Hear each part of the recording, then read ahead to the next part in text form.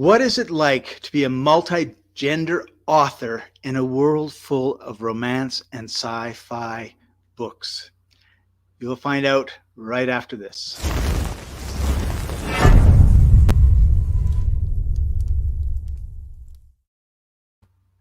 Welcome, everybody. I'm Scott Patton. This is Books Cafe, sponsored by free-ebooks.net. We want to bring our sponsors up just for a second because they're our sponsors. So freeebooks.net, you can get 5 free ebooks a month, and we've got tons of new books coming out all the time. Our editors are hard at work. As you can see, we have every type of category, not just romance, classics, or romance and science fiction books. Anything you want, you can find it here. And also, if you miss any of our shows, we've got a playlist, and you can watch them at any time. Our editors are hard at work. They have their favorites, of course, and then they also categorize books. So if you love detective books, we've got a whole pile of detective books for you, bibliographies, and it just goes on and on and on. And the best thing about it is free. So head over to free-ebooks.net, check out the books, and we look forward to having you join us. Now, today, I'm really, really excited. We've got an awesome author, and he doesn't just focus on one niche. Like I said, he's a multi-gender author. He comes from Indianapolis, Indiana. He's presently in Florida State. And one of the things that colors a lot of what he writes about was that he was adopted at age 4. And and so it's fascinating because his books cover a very wide range of topics. So I'm really looking forward to having him. And with that, welcome to the show, Roderick Edwards. How are you today? Thank you. Thank you for inviting me. I'm doing well. Awesome. So let's talk a little bit about, well, first of all, how did you get into writing? And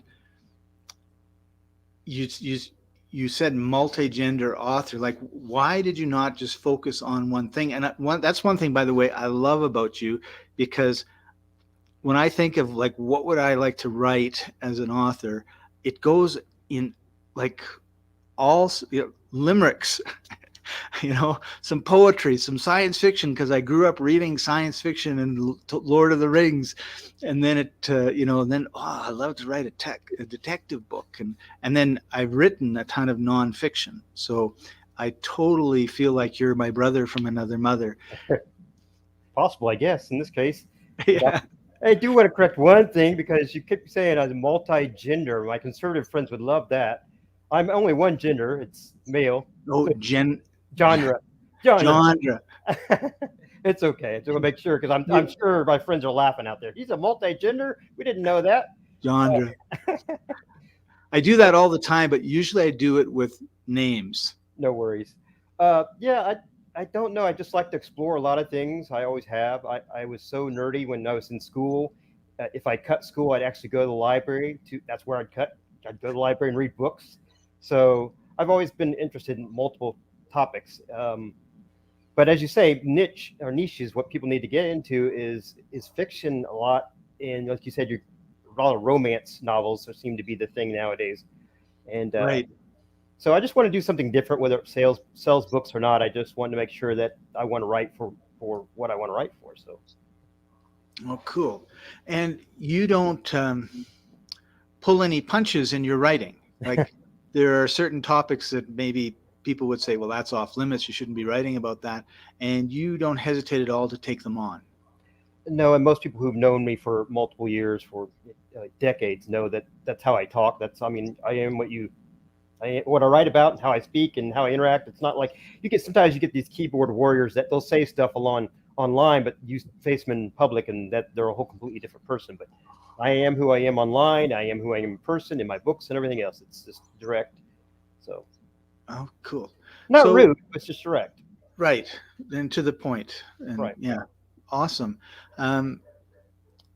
Is there a favorite book that you've got? Of my own or? Mm-hmm. Well, yeah, great. That's 2 questions then. Of your own was what I meant, but also, what is your favorite book that you didn't write?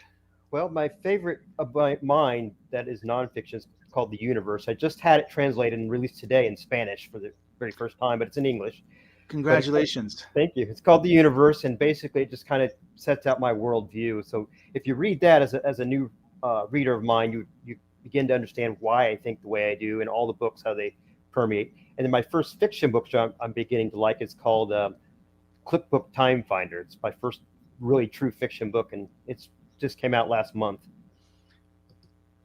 Now, Cool. as for authors I like, oddly enough, I got two authors I usually quote: Isaac Asimov.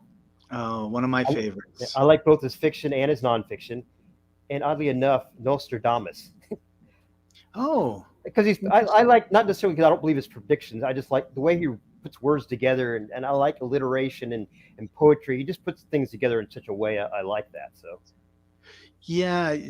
So do you think, generally speaking, authors today, like when, because you just brought up a really good point, and then you reminded me of books that I've read from 1910 or 1832 or whatever, and it just seems like they have more color in them, if I can put it that way, or I don't know, just a richer grasp of the language. That's my opinion, and it's based on, a small sample size of books. But is that something you would agree with or disagree yeah, with, or what do I you think? I think that though we see that across the culture. For example, a lot of people like to say, hey, well, this works, like in advertising and television and commercials. You'll see kind of the same theme and the same trope and all these different advertisements and the way they approach things, and TV shows have the same, and movies have the same theme. I think books do too, because a lot of times you're using the same publisher, the same marketer, and they say this is how you have to market, this is how you have to write it. This is I try to avoid that. That's the reason I like to be a self-publishing, because I'm doing things that I get with other authors and publishers and say, you can't do that, you can't say that, you can't write that way. I was like, well, if it doesn't sell books, so be it, but I'm going to write it this way. So I think it's the reason why it seems so cookie cutter to us. It seems so plastic and fake, because it's run through the same filter over and over and over, just like commercials and TV shows. Yeah, I think you hit on it right there, because it's like, oh, this book sold really well. It had, this type of character, that type of character. So go write a book with Like it that. Hmm. like that, right? And then it all becomes very. I mean, after I read Lord of the Rings, there was a number of series that I got into, and I thought, oh, this really was someone who read Lord of the Rings, really liked it, because I'm thinking from a position of innocence as a teenager and 20 something, right?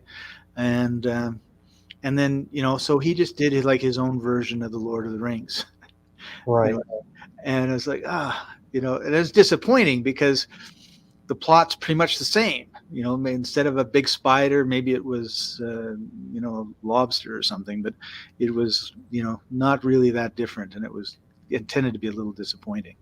Right. I think we see a lot of that. And like I said, across the culture, it's not just writing, it's TV and movies and everything. So, Right, right. Cool. So let's pick one of your books and let's talk. Tell us a little bit about it and how you came up with it. And do you want to start? Why don't we start with your Clipbook Time Finder, because that's just came out and yeah, it's it just came out, and I actually have two more in the works because it's my first series, really, my true series. And supposedly that's what people like. They like series, they like the ongoing story.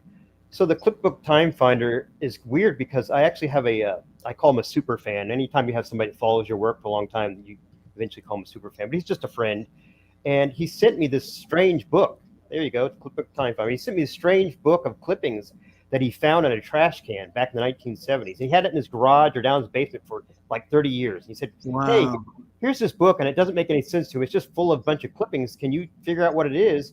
And I figured out a lot of the clippings come from some guy back in the mid 1800s, wow. all the way to 1978.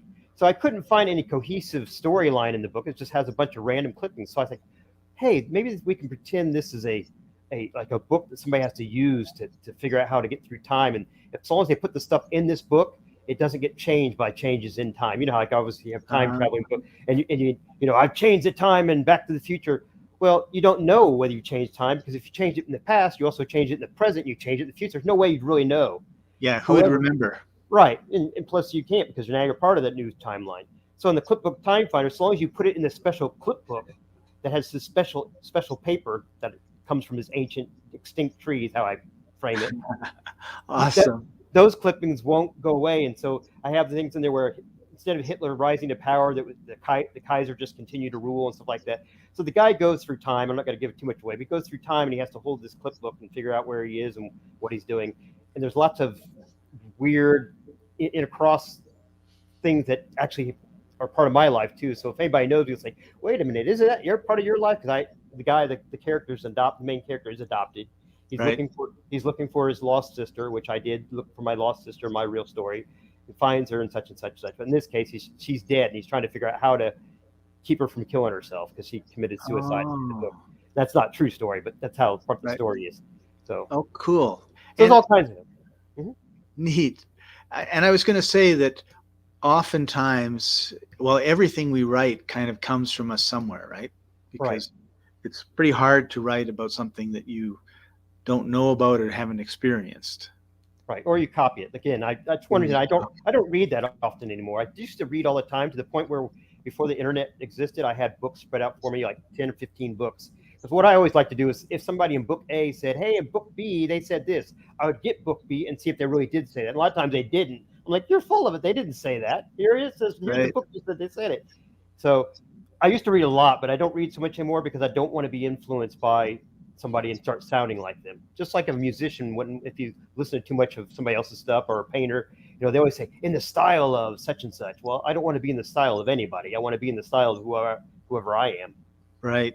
So. That's a really good point. It's difficult not to be influenced, certainly at the subconscious level, by everybody that we've read. And I'm sure I am. Somebody might be able to say, hey, you sound like, and maybe I do, I don't know. Right. Well, at times it's like I grew up in Winnipeg, Manitoba, so basically just north of North Dakota. And then I spent 2 years in Melbourne, Australia. And then I was on the West Coast in Vancouver. And then I went back to Winnipeg. And so no one can figure out my accent often. Certainly when I was in like 20s and 30s, because there was a touch of Australian in there and people weren't used to that in North America. Like, where are you from? Right. Yeah. So, and then now people say, yeah, I can tell you spent a lot of time on the West Coast because of this and that. And of course the odd A and a boot will tell you that I'm Canadian, not American. But yeah, so we always have those influences. And oftentimes I know I'll tell stories that are a snippet from either a Heinlein or Asimov book that just really stuck, a short story usually that really stuck with me. And I'm so excited that Foundation is coming out on Apple TV. I can't wait to see it. Yeah. And fingers crossed that they do it justice too. And don't cancel it. And don't get, that's so annoying. I try not to watch. I only really got into the trilogy, and then afterwards, I guess he said, well, I guess I could make a lot more money if I wrote more books about this. And I never really got into that, but the trilogy I just loved. So I have one of your books that I'm a third, actually 36% through, because Kindle tells me these things. Okay. And I want to bring it up and get you to tell everybody a little bit about it. And it's the history and future of Black people. And I just love that you wrote the book because you don't look Black. Right? No. And I just think it's really important. Like, I really hate you've never been, so you shouldn't be able to talk about, and whatever it is that the person is upset that you're talking about them about it. And yet we all have opinions. We've all met people of different cultures, and I've never been adopted, but I can imagine what some of the feelings I would feel if I was adopted. And I think I could talk about families. You would have obviously a different perspective, but we all have different perspectives because none of us have the same family. So tell us a little bit about why you came to write this particular book and why everybody should get it. Well, if you're 36% way through, you'll know right away the one reason why I felt like I can write this, because some people say, how dare you write that book, especially the title. I purposely have a title that says, what the heck are you saying here? I did it on purpose, history of Black people. It's not really about that. but it's more about that. But anyhow, as an adoptee, you're disconnected from all culture. I don't care what color you are, where you're, when you find out, because I finally found out my origins at age 50. I'm 53 now. It took that long to find out who I was. But adoptees, even more, if you want to call it minimalized or segregated or whatever you want to call it, than probably any so-called minority. And I say that so-called because I hate calling human beings minorities and things like that. But anyhow, so I wanted to approach it in a way that almost is like Spock from the Enterprise, where basically I have no emotional investment. I just want to talk about the truth. And you'll see the gist of the story is, or gist of the book is, that it's not so much about racism in general, about the history of Black people, but it's about the fact that if you look at it, Africa has been the target of invasion and manipulation and extortion. And what's the word I'm looking for? I guess extortion is good enough. By not just white cultures, but before that, you had the Islamic cultures going there, and you had the Portuguese, I mean, obviously European. Now you have the Chinese that are basically starting to exploit their land for their resources and things like that. Why is that? So not just about racism, but why is it? I think we get to the heart of it. We talk about the technology. Africa historically has lacked a certain amount of technology. So when every culture comes to Africa, Africans never had the technology or the unity to fight off whatever invaders it would be, whether it's the Islam or Islamic invaders, whether it's the Europeans or Portuguese or the Chinese. They still don't have the unification and the technology to fight off those, which I think I say in the book. You'll see when you get further on. But if you ever watch the Black Panther, they had this concept where Africa really has this, high technology that was even more so than anybody else on the face of the planet. And I touch on that. And if that was the case, then this would have never happened to them. And it continues to be a problem with Africa itself, not with Black people in other countries, but with Africa itself. It just doesn't have the technology to get its resources out of the ground, to build huge cities. Like, for example, Johannesburg, Africa, South Africa. Who was that built by? Yes, it might have been built by the indigenous slave labor, but it was Europeans that came over there. Right. You'll be hard pressed without trying to sound, that's racist to say. I'm not trying to sound racist at all, but the fact is, Africa doesn't have any major cities that built, let's say, in the 1800s, that were built by the indigenous population. Right. They didn't live that way either. They were a wandering hunter-gatherer society. Right. And there's nothing wrong with that, but it just explains why that keeps happening to them, why they keep getting exploited. And so now you got places like Nigeria now, who's pretty, and Ethiopia, which I have some friends from Ethiopia. Those nations are beginning to be more technologized in the point where they're making the level where they're what we call first world nations. So if people can get past the whole fact that, a white person says we're not smart enough. I'm not saying that. I'm saying for whatever reason, that wasn't the direction that Africa went into. They were more tribal, more, like I said, more agrarian, and that's what the problem was.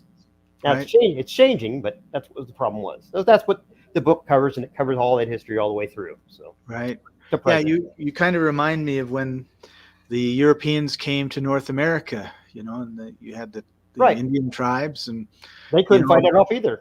Well, a bow and arrow versus a gun is going to be a very poor fight, right? Exactly. And then the British, they dominated China for a long time. I don't know if it was the 1700s or 1800s, and it was because they had these ships that could go in, and they had all this technology that the Chinese never seemed to have. Now, the irony is they're the ones that invented gunpowder, the Chinese. Yeah, I know. So then my books are like that, and at first, if you're not careful, and if you already want to get offended, you're going to get offended right away by a book like that. But the title, you're going to get offended. I'm never going to read that book. I had somebody review it and says, "This is a racist book. Why would you write it?" That's all they put on the review.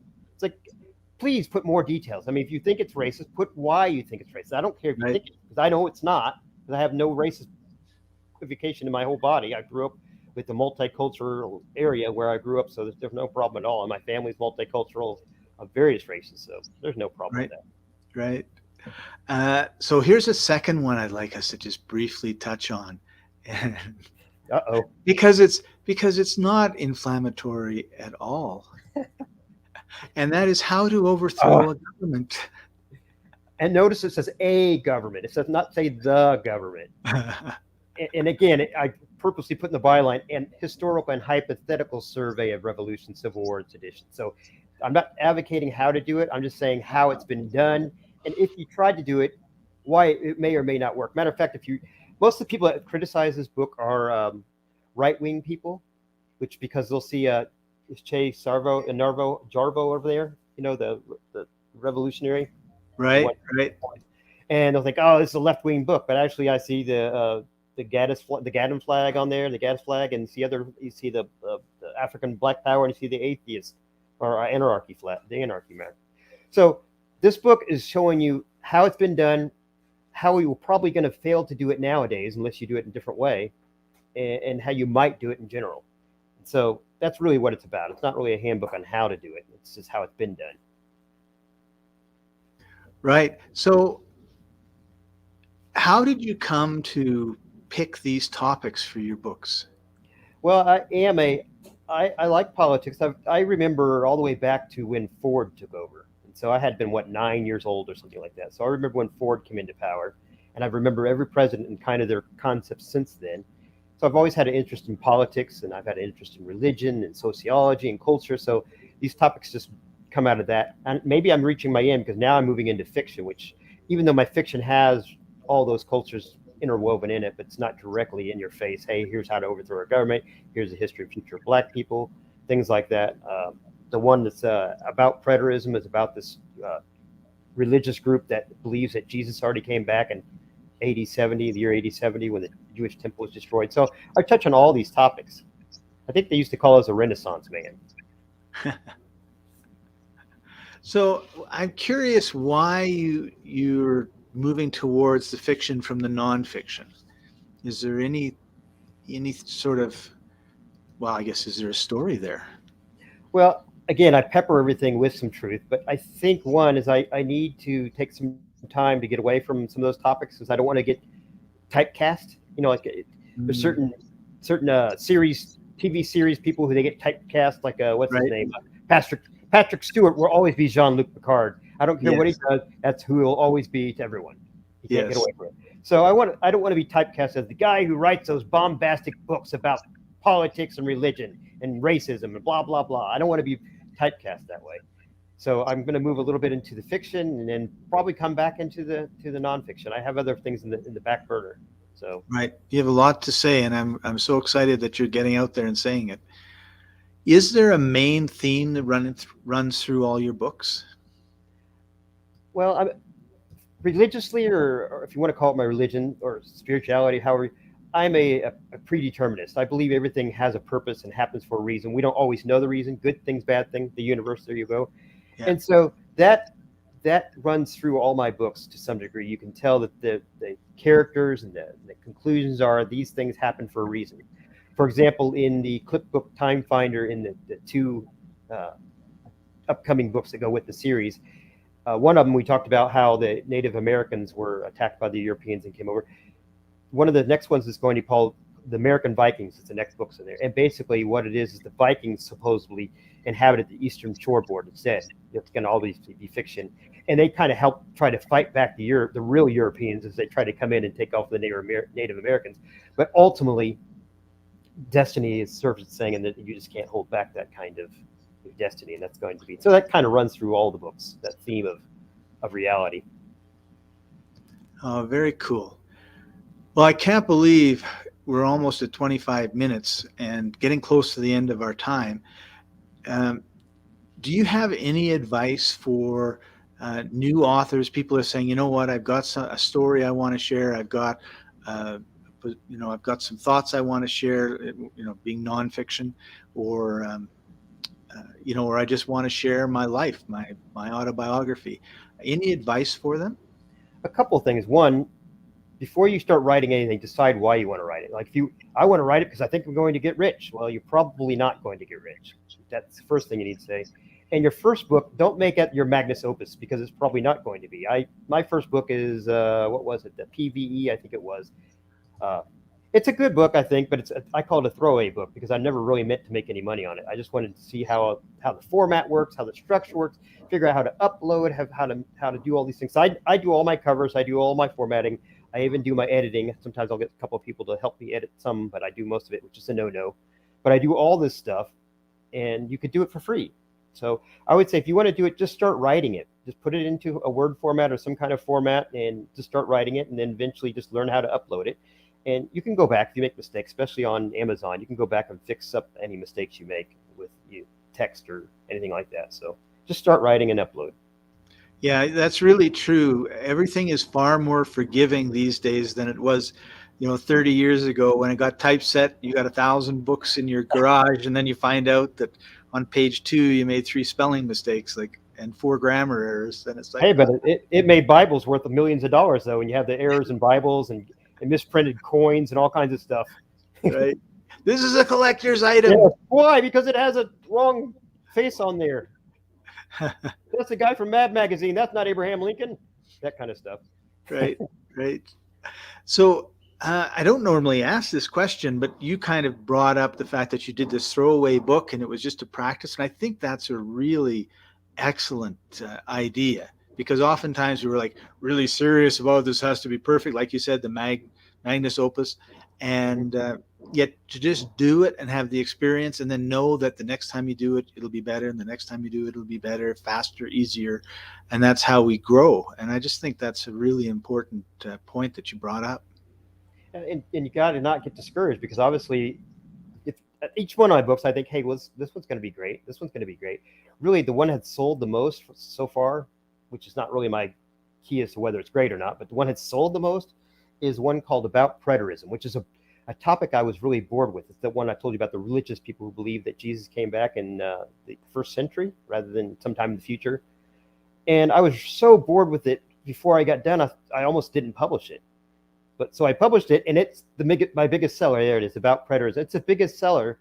It's true because it's about this group that I said who believes that Jesus already came back, and it tells you about how they think it and why they think it and where they get the text to think of it. And I almost didn't finish it. So whether you like your books or not, and you're committed to it, once you're so far in, you just go ahead and finish it and then publish it. And if you don't like it, you don't like it. It's still part of your profile. It's still there, and whatever happens, happens. So, like I said, that one's still selling more. Finally, the Clipbook's taken over, which is I'm proud. Well, and so that's another good point. Like, you're creating a community, you're creating an audience when you come out with these different books, and people, like I'm reading the one about the Black history, and then I'll probably read this one next. People go through, and depending on their personalities and what they're interested in, they can pick and choose what they want. Supposedly, though, that's not a good approach. I've been told that if you're going to do that, if you're going to jump through different genres, you should use pen names, so you keep your different followers and your different audiences. But I don't know if it's the right thing, but I'm not doing that. I love the fact that I've always used my own name. I don't shy away from, I'm going to hide behind this. I know there's reasons why people do it, but I'm not hiding behind any fake name. Here's my name, and here's my stuff, and I write about this stuff and this stuff and this stuff. So if you don't like it, move on to a different topic. I have all kinds of books you could choose from. Right. I'm just going to your website right now, Roderick, and is there anything you want to leave our listeners and viewers with before we sign off? Well, I think I'm a very generous person when it comes to my books. So like I think I told you, I'm giving away, starting today all the way through October 4th, I'm giving away 9 of my books as ebooks. So awesome. So you can go to the Amazon, and there's 9 of them that you can pick up for free if you like ebooks. And then I also like to put all my books, as much as I can, into audiobooks. So I'm working on that too. I work with narrators. The Clipbook's coming out here soon, and I give away a lot of those as well. So if there's anything you want to hear or do, let me know, and I will try to make it happen. Awesome. And on your website, I'm just going to show everybody again your website. If people want to contact you, they can find the contact information here. Yep. And read your latest books, find out about them. And that's a beautiful site. It's really simple. I purposely never have any ads, because I just get annoyed with pop-up ads, especially when they cover something. So there's no ads at all. It's just my books. Perfect. Awesome. Well, Roderick, thank you so much for coming on. This has just been fascinating. I'm looking forward to reading more and more of your books. And Thank you. And just one more time, I am not a multi-gender author. I have one gender. I'm a multi-genre. I know my. multi-genre. Yeah, gender, genre. Oh, That's my. Hey, I might make money that way because I've a lot of the, for example, a lot of the trans vampire stories, transsexual vampire books are really selling, like hotcakes now. So maybe, hey, that's right. Awesome. Well, thank you, Roderick, for joining us. I really appreciate you. I know that our audience does. And speaking of our audience, thank you very much for joining us. We really appreciate you.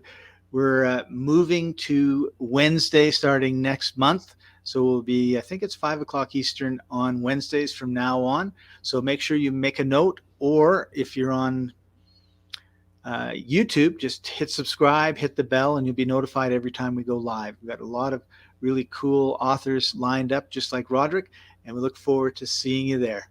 Bye for now.